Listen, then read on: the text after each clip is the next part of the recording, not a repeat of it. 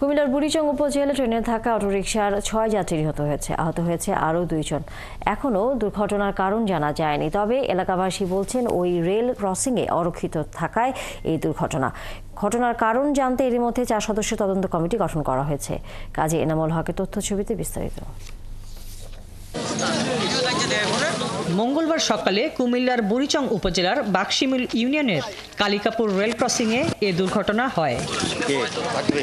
এলাকার লোকজন জানান, সকালে একটি অটোরিকশা রেল ক্রসিং পার হওয়ার সময় একটি দ্রুতগতির ট্রেন অটোরিকশাটিকে ধাক্কা দিলে সেটি দুমড়ে মুচড়ে রেল লাইনের পাশে ছিটকে পড়ে।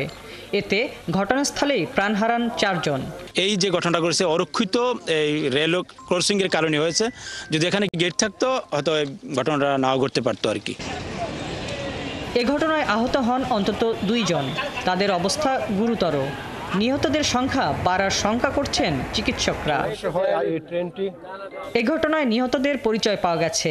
এরা হচ্ছেন বুড়িচং উপজেলার বাকশিমুল এলাকার রফিজ, আব্দুল মালেকের স্ত্রী লুৎফা, তৈয়ব আলীর ছেলে সাজু, আলী আশরাফের স্ত্রী সফরজান ও মনিরের স্ত্রী শানু। আমরা এখন পর্যন্ত জানতে পেরেছি 5 জন মারা গেছে। তো ঘটনাস্থলে আমরা এখন পর্যন্ত একটা লাশই পেয়েছি, যেটা হোসনে আরা বেগম এখনই আইডেন্টিফাই হয়েছে, তার মেয়ে এসে আইডেন্টিফাই করেছে। আর লোক মাধ্যমে জানতে পেরেছি বাকশিমুল গ্রামে আরো 4টা লাশ আছে। আমরা সেখানে যাবো, এগুলো সবকে আসলে বলতে পারবো। আমরা আগেও আসলে রেল ডিপার্টমেন্টের সাথে যোগাযোগ করেছি। এখন তাদের আইনেও একটু দুর্বলতা আছে। তাদের জায়গায় রেলগেট করতে হলে সেই রেলগেটের খরচ এবং পরবর্তী পরিচালনাও স্থানীয় সরকারের কাছ থেকে, মানে হচ্ছে উপজেলা পরিষদ বা জেলা পরিষদ যেখান থেকেই করি না কেন ওইখান থেকে করতে হবে। এই জন্য এটা আমাদের আসলে আলাপচারিতার পর্যায়ে ছিল, পত্র যোগাযোগের পর্যায়ে ছিল।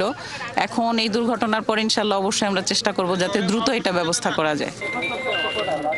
এখনও দুর্ঘটনার কারণ জানা যায়নি, তবে এলাকাবাসী বলছেন ওই রেল ক্রসিং দিনের পর দিন অরক্ষিত থাকায় এই দুর্ঘটনা।